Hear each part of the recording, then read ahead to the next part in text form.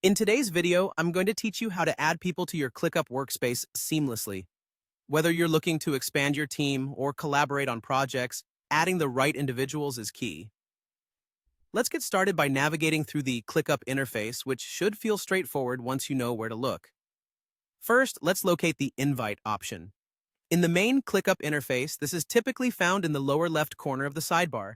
Alternatively, if you're on the home screen, check the upper right corner. If you're within a specific channel, you might also find the Invite option in the Followers sidebar. These multiple access points are designed to make it convenient for you to add team members no matter where you are in your workspace. Once you've found the Invite option, it's time to enter the email addresses of the individuals you wish to invite. Simply type them into the designated field. If you need to invite several people at once, you can paste a list of email addresses separated by commas, which is a handy way to save time. Now, let's talk about assigning user roles. After entering the email addresses, select the appropriate user role from the drop-down menu provided.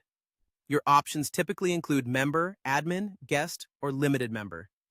Each role comes with different levels of access and permissions, so choose wisely based on how you want each person to interact with your workspace. If you're inviting someone as a guest, remember that you might need to share a specific item or location with them to ensure they have the access they need.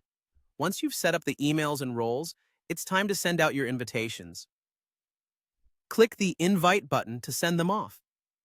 The people you've invited will receive an email notification containing a link to join your Clickup workspace.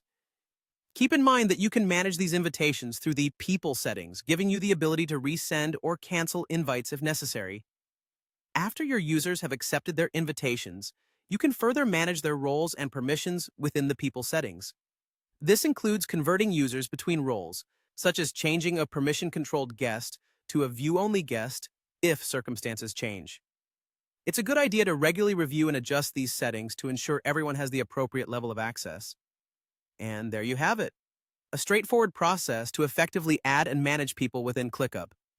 With these steps, you should be able to expand your team's capabilities and ensure everyone is properly integrated into your workflows. Thanks for watching, and happy collaborating on Clickup.